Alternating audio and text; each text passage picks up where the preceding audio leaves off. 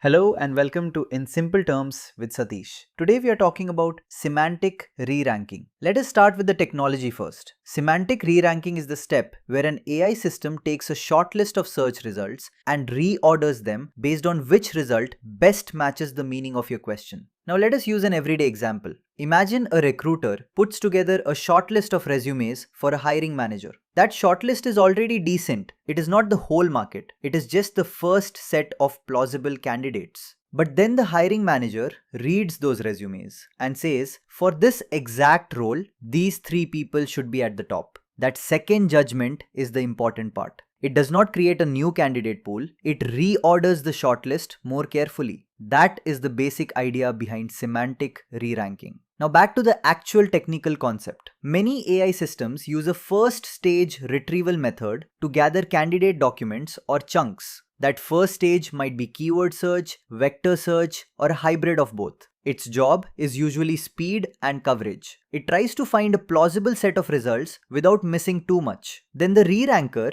takes that candidate set and compares each result against the actual query in a more careful semantic way. It assigns a new relevance judgment and changes the order of the shortlist. Why does that matter? Because many retrieval failures are not really failures to find anything. They are failures to rank the right thing high enough. The best passage may already be in the top 20. It just is not near the top when the model builds its final answer. That means the model may get the right evidence mixed with weaker neighbors. And when that happens, people often blame the model itself. But the real issue was evidence ordering. This is why semantic re-ranking has become such an important idea in modern retrieval systems. It improves the final evidence set before generation starts. So instead of trying to fix everything with a bigger prompt, some systems improve the ranking path first. That often gives a better result. There is also an important limitation here. Semantic re-ranking cannot rescue a bad shortlist. If the first retrieval stage never found the right document, the re-ranker has nothing useful to promote. So the system still needs both pieces. It needs a good first stage search for recall, and it needs good re-ranking for final relevance ordering. That is the catch.